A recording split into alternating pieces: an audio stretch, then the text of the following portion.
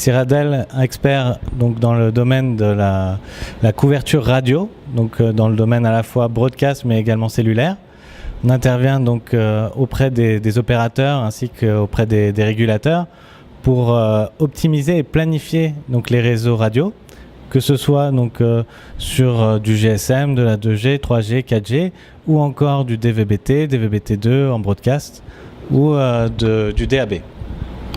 Donc tout cela donc, dans l'objectif d'améliorer donc, la qualité de service pour les utilisateurs finaux, mais également pour diminuer les coûts, donc améliorer les OPEX et CAPEX, donc au niveau du déploiement d'un nouveau réseau ou de réseaux existants. Donc ainsi, lorsque vous verrez donc, la vidéo de la présentation, vous comprendrez donc que Cyraldel fournit l'ensemble des solutions donc, nécessaires à la simulation donc, d'une couverture radio, donc, qui sont tout d'abord données géographiques, donc une représentation précise 2D et 3D de l'environnement urbain ou suburbain, donc avec en exemple donc, la ville de Dakar ou encore de Dubaï en 3D. Nous avons également donc, un modèle de propagation radio qui s'appelle Volcano, qui permet donc d'avoir une couverture radio la plus fidèle possible et la plus proche de la réalité, ce qui permet de vous garantir derrière que les calculs et les simulations vous donneront quelque chose qui est très proche de ce que vous aurez sur le terrain une fois que vous déploierez votre réseau et vous permettre ainsi de tester différentes configurations, que ce soit donc sur du niveau réseau cellulaire ou du réseau broadcast DVB-T ou DVB-T2.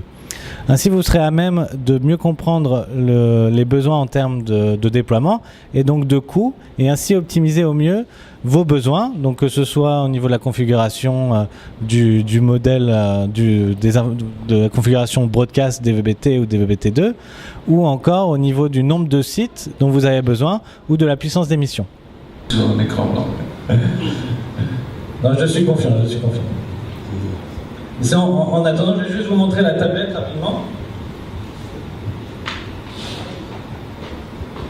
Donc là sur la tablette, bon, pour ceux qui sont les plus proches, c'est facile à voir, j'imagine.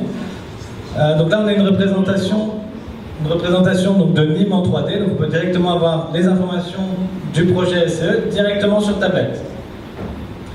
Donc pour France Télévisions, donc, je voulais vous montrer, donc, en fait on s'est baladé dans Paris et on a directement, donc, évidemment ça fiche au moment où on veut le faire. Ah, voilà, donc on s'est baladé dans Paris.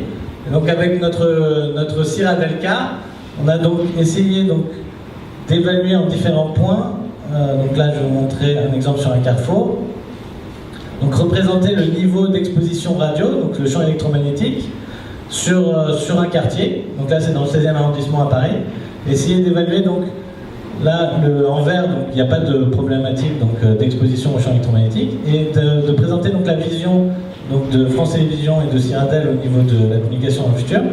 Donc en 2025, donc les kiosques sont équipés d'antennes également et sont capables, donc, à partir de la macro-cellule qui est en haut du bâtiment, pouvoir communiquer directement avec l'usager, donc par l'intermédiaire du kiosque qui jouera le rôle de relais. Et enfin, donc, vous présentez Roland-Garros rapidement. Donc, on a représenté Roland-Garros en 3D. Donc, je vous montre donc, Roland-Garros. Là, c'est le cours central. Philippe Chatrier, qu'on a représenté en 3D donc, pour Roland-Garros.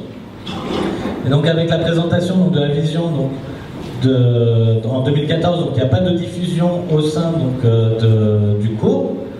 Mais en 2025, on prévoit donc, de faire du multicast, diffuser directement depuis des antennes situées en haut des cours, diffuser directement pour les spectateurs les informations, donc par exemple diffuser des flux vidéo pour qu'ils puissent voir en replay différents points du match. Enfin, nous fournissons donc des services et pour vous accompagner donc dans cette démarche d'optimisation et de planification de votre réseau et vous permettre ainsi de vous appuyer sur notre connaissance et notre expertise de plus de 20 ans dans le domaine et ainsi vous garantir les meilleurs résultats possibles en termes de planification. Donc j'espère que le résumé vous permettra donc d'apprécier au mieux la présentation qui a été faite aujourd'hui. Votre présentation qui est très instructive pour nous. C'est-à-dire j'ai deux questions. La première question est de savoir, en fait, en France, la France a démarré la TNT avec la norme T, DVB-T. Et par la suite, la France a adopté la norme T2. est-ce qu'il y a aujourd'hui encore des émetteurs, des BBT dans le réseau?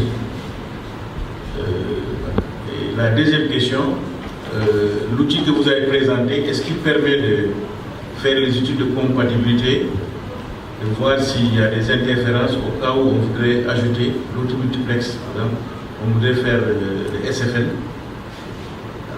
en même temps que le MFN. Est-ce que l'outil permet de détecter s'il peut y avoir des interférences? Merci. Alors, d'abord, merci pour votre commentaire sur la présentation.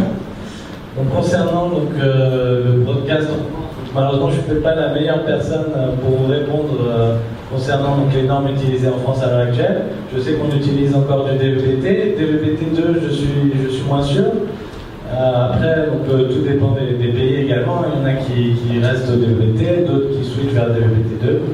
Après, selon les pays en Europe en tout cas.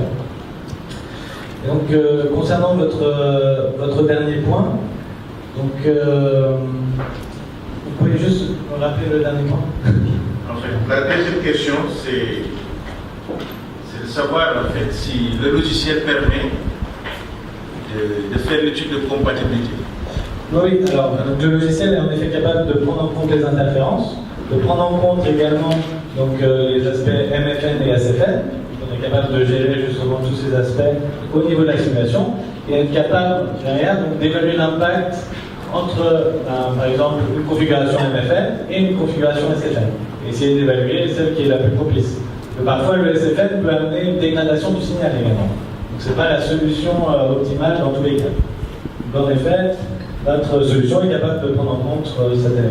Bonjour tout le monde. C'est juste une petite contribution par rapport à ma présentation d'hier, pour faire un petit peu le rapprochement avec la présentation qu'on vient d'avoir, juste pour faciliter la compréhension avec l'outil de simulation qui vient de nous montrer.